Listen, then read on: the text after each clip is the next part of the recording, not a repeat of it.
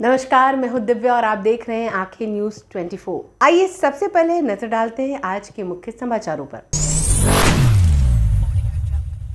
नमस्कार, मैं अमित और आप देख रहे हैं आंखें न्यूज 24। पटना में मंगलवार 5 अगस्त 2025 को बिहार की राजनीति में एक नया मोड़ आया जब तेजप्रताप यादव ने विकास वंचित इंसान पार्टी यानी वीवीआईपी के साथ औपचारिक गठबंधन की घोषणा की। बता दें कि यह कदम ऐसे समय में आया है जब बिहार की राजनीति कई मोर्चों पर बटी हुई है और हर नेता अपना नया आधार तैयार करने में लगा है। तो वहीं तेजप्रताप यादव ने कहा कि आज कई पार्टियां हमारे साथ जुड़ रही हैं, काफी चुनौती है, हम किसी के ऊपर टिप्पणी नहीं करना चाहते। यह बयान एक संयमित लेकिन स्पष्ट राजनीतिक संकेत देता है। अब वे अपने दम पर बड़ा गठबंधन खड़ा करने की दिशा में बढ़ चुके हैं। तो वहीं तेजप्रताप यादव ने अपने भाषण में महुआ विधानसभा क्षेत्र से फिर से चुनाव लड़ने की घोषणा की। उन्होंने कहा कि हमने महुआ से चुनाव लड़ने का बिगुल फूंका है, वहीं आगे की लड़ाई हम साथ लड़ेंगे। बहुत दुश्मनों को लगेगा कि हम आगे बढ़ रहे हैं। तो वहीं राजद के साथ अपने संबंधों में जारी खटास की ओर इशारा करता है। बता दें कि राजनीतिक आत्मनिर्भरता का प्रतीक है। तो वहीं महुआ को लेकर उन्होंने आगे कहा कि हमने स्थिति बदली है, हमने निर्दलीय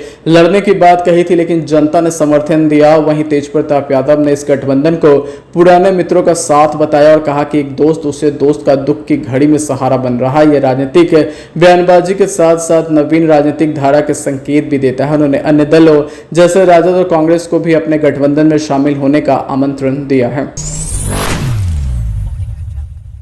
नमस्कार, मैं अमित और आप देख रहे हैं आंखें न्यूज 24। मुख्यमंत्री नीतीश कुमार ने मंगलवार को नालंदा जिले के राजगीर में सालेपुर राजगीर 4 लेन हाईवे के निर्माण कार्य का शिलान्यास किया तथा राष्ट्रीय उच्च पथ 82 पर नवनिर्मित आरओबी का उद्घाटन किया। बता दें कि मुख्यमंत्री ने राजगीर के सिला के बेरावल में आयोजित कार्यक्रम स्थल से 862.63 करोड़ रुपए की लागत से नालंदा जिला अंतर्गत सालेपुर SH 78 से नूरसराय अहियापुर सिलाव होते हुए NH 120 के बेलोआ राजगीर तक 4 लेन हाईवे बुद्ध सर्किट को जोड़ने वाला राजगीर का पर्यटन मार्ग के निर्माण कार्य का शिलापट अनावरण कर शिलान्यास किया। तो वहीं शिलान्यास के पश्चात मुख्यमंत्री नीतीश कुमार ने कहा कि इस पथ का निर्माण हो जाने से राजधानी पटना से राजगीर की दूरी लगभग 20 किलोमीटर कम हो जाएगी। इसके बन जाने से राजगीर में निर्माणाधीन निर्मित अंतर्राष्ट्रीय खेल परिसर व हवाई अड्डा, नालंदा विश्वविद्यालय एवं राजगीर पर्यटन क्षेत्र पहुंचना सुगम हो जाएगा। उन्होंने कहा कि इस पथ के बन जाने से इस क्षेत्र में औद्योगिक एवं आर्थिक विकास में प्रगति होगी, साथ ही पर्यटन को भी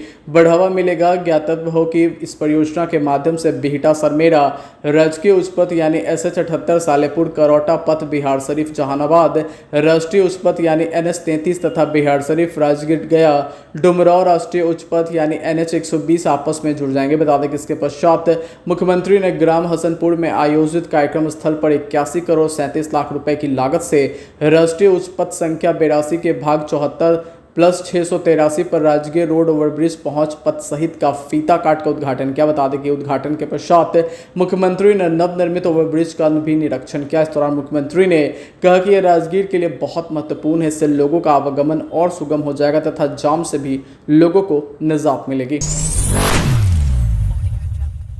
नमस्कार, मैं अमित और आप देख रहे हैं आंखें न्यूज 24। जनसुराज के नेता प्रशांत किशोर का बिहार बदलाव यात्रा के दौरान मंगलवार को दरभंगा पहुंचे, जहां उन्होंने गृह मंत्री अमित शाह से लेकर मुख्यमंत्री नीतीश कुमार पर जमकर हमला बोला। जी हां, उन्होंने कहा कि हम लोग किसी भाई भतीजावाद को नहीं मानते, जो चोरी किया है उन्हें छोड़ेंगे नहीं, उन्हें दौड़ा दौड़ा कर पकड़ा जाएगा, इनकी आने वाली पीढ़ी से पैसा वसूला जाएगा। वहीं प्रशांत किशोर ने आगे कहा कि बिहार के मुख्यमंत्री नीतीश कुमार को चुनाव में हार का डर सता रहा है। उन्हें पता है कि जनसुराज ने पेंशन और मानदेय बढ़ाने की घोषणा की है, यही कारण है कि उन्होंने चुनाव से पहले पेंशन और मानदेय बढ़ा दिया। यही डर है कि 3 साल जिन छात्रों को लाठी से पिटवाया उन्हीं के लिए डोमिसाइल लागू कर दिया। वहीं SIR पर बात करते हुए आगे प्रशांत किशोर ने कहा कि वो लोग 5% लोगों का नाम काट सकते हैं, लेकिन हमारे पास अभी भी 95% लोग हैं, इन्हें वोट देने से कैसे रोकेंगे? यही लोग चुनाव में सरकार को सबक सिखाने का काम करेंगे। वहीं सीतामढ़ी में मां जानकी मंदिर के भूमि पूजन में आ रहे गृह मंत्री अमित शाह के दौरे को लेकर उन्होंने कहा कि ये लोग सिर्फ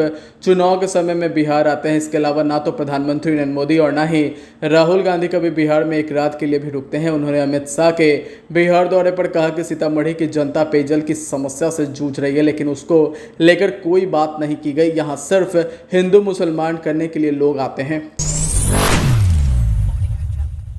नमस्कार, मैं अमित और आप देख रहे हैं आंखें न्यूज 24। राष्ट्रीय राजधानी दिल्ली स्थित भारत मंडपम में 4 अगस्त को पहले बिम्स्टेक पारंपरिक संगीत महोत्सव का आयोजन किया गया। बता दें कि यह बिम्स्टेक बंगाल की खाड़ी बहुक्षेत्रीय तकनीक और आर्थिक सहयोग उपक्रम देशों का पहला बड़े स्तर का सांस्कृतिक आयोजन था। बता दें कि आयोजन प्रधानमंत्री नरेंद्र मोदी द्वारा छठे बिम्स्टेक शिखर सम्मेलन में किए गए वादों को पूरा करने की दिशा में एक महत्वपूर्ण कदम था। तो वहीं इस आयोजन के जरिए भारत ने बंगाल के खाड़ी क्षेत्र में लोगों के बीच आपसी संपर्क को मजबूत करने की अपनी प्रतिबद्धता को दोहराया। तो वहीं इस महोत्सव का उद्देश्य बिम्स्टेक देशों की समृद्ध और विविध सांस्कृतिक विरासत को बढ़ावा देना और उसका उत्सव मनाना था। तो वहीं इस कार्यक्रम में बांग्लादेश, भूटान, भारत, म्यांमार, नेपाल, श्रीलंका और थाईलैंड से पारंपरिक संगीतकार शामिल हुए। बता दें कि कार्यक्रम का शुभारंभ विदेश मंत्री डॉक्टर एस जयशंकर ने किया। तो वहीं अपने उद्घाटन भाषण में उन्होंने क्षेत्रीय सहयोग से सांस्कृतिक आदान प्रदान के महत्व को भी रेखांकित किया। तो वहीं डॉक्टर जयशंकर ने कहा कि सांस्कृतिक और परंपरा किसी भी देश की पहचान के अहम स्तंभ होते हैं और ये क्षेत्रीय एकता, संवाद और आपसी सम्मान को बढ़ावा देने में महत्वपूर्ण भूमिका निभाते हैं। तो वहीं जयशंकर ने सोशल मीडिया प्लेटफॉर्म एक्स पर लिखा कि सप्तसूर की एक समृद्ध शाम बिम्स्टेक देशों के पारंपरिक संगीत कार्यक्रमों को देखना अद्भुत था। इस वर्ष बिम्स्टेक शिखर सम्मेलन में प्रधानमंत्री नरेंद्र मोदी द्वारा की गई प्रतिबद्धता के तहत ये संगीत महोत्सव हमारी साझा सांस्कृतिक परंपराओं और जीवन संबंधों को और ज्यादा मजबूत करेगा। समाचारों में वक्त हो चला एक छोटे से अंतराल का। पटना में कई वर्षों से शिक्षा में अहम योगदान दे रहा है Gyansthali high school Alamganj Patna city, जहां 10वीं और 12वीं की बोर्ड परीक्षाओं में 100% अंक प्राप्त कर रहे हैं बच्चे। एक ऐसा स्कूल जहां न केवल होती है पढ़ाई बल्कि साथ ही साथ होती है कल्चरल एक्टिविटी, स्पोर्ट्स एक्टिविटी से जुड़े गेम्स, मैथ ओलंपियाड से लेकर साइंस ओलंपियाड, जहां बच्चों के लिए स्कूल कैंपस अत्याधुनिक सुविधाओं से लैस, छोटे बच्चों के लिए वाहन और ट्रांसपोर्ट की विशेष सुविधा। तो देर किस बात की, आज ही कराएं अपना नामांकन Gyansthali high school Alamganj Patna city में, जहां नामांकन की प्रक्रिया जारी है। संपर्क करें पुलिस चौकी Alamganj main road near Alamganj थाना पटना बिहार 800007। समाचारों में आपका फिर से स्वागत है। नमस्कार, मैं अमित और आप देख रहे हैं आंखें न्यूज 24। मुख्यमंत्री नीतीश कुमार ने मंगलवार को राजधानी पटना के बासघाट स्थित देशरत्न डॉक्टर राजेंद्र प्रसाद की समाधि स्थल और जेपी गंगा पथ के बीच विकसित किए जाने वाले waste to wonder theme park का स्थल निरीक्षण किया। बता दें कि निरीक्षण के क्रम में अधिकारियों ने वीडियो क्लिप के माध्यम से विकसित किए जाने वाले waste to wonder theme park के संदर्भ में मुख्यमंत्री नीतीश कुमार को विस्तृत जानकारी दी। वहीं मुख्यमंत्री ने अधिकारियों को आवश्यक दिशा निर्देश देते हुए कहा कि भारत के प्रथम राष्ट्रपति देशरत्न डॉक्टर राजेंद्र प्रसाद की समाधि स्थल के पास waste to wonder theme park के बन जाने से यहाँ का दृश्य काफ़ी मनोरम होगा। बता दें कि इस थीम पार्क के एक तरफ देशरत्न डॉक्टर राजेंद्र प्रसाद जी की समाधि स्थल है, तो वहीं दूसरी ओर जेपी गंगा पथ अवस्थित है, जिसमें बड़ी संख्या में लोग प्रतिदिन आवागमन कर रहे हैं। बता दें कि मुख्यमंत्री ने कहा कि बांसघाट स्थित देशरत्न डॉक्टर राजेंद्र प्रसाद की समाधि स्थल के निकट ही लोकनायक जयप्रकाश नारायण जी का समाधि स्थल है। मुख्यमंत्री ने लोकनायक जयप्रकाश नारायण जी के समाधि स्थल को भी विकसित करने का निर्देश दिया। वहीं इसके पश्चात मुख्यमंत्री ने बांसघाट क्षेत्र में निर्माणाधीन सप्ताह गृह परिसर के प्रगति कार्य का भी निरीक्षण किया। बता दें कि निरीक्षण के दौरान अधिकारियों ने निर्माणाधीन सप्ताह गृह की कार्य प्रगति एवं अद्यतन स्थिति के संबंध में मुख्यमंत्री को विस्तृत जानकारी दी। मुख्यमंत्री ने अधिकारियों को आवश्यक दिशा निर्देश दिए। तो वहीं निरीक्षण के दौरान विकास आयुक्त प्रत्यय अमृत, नगर विकास एवं आवास विभाग के सचिव अभय कुमार सिंह, मुख्यमंत्री के सचिव कुमार रवि, पटना प्रमंडल के आयुक्त डॉक्टर चंद्रशेखर सिंह, पटना नगर निगम के आयुक्त एवं बुडको के प्रबंध निदेशक अनिमेश परासर, जिलाधिकारी डॉक्टर त्यागराजन एसएम सहित अन्य वरीय अधिकारी उपस्थित रहे।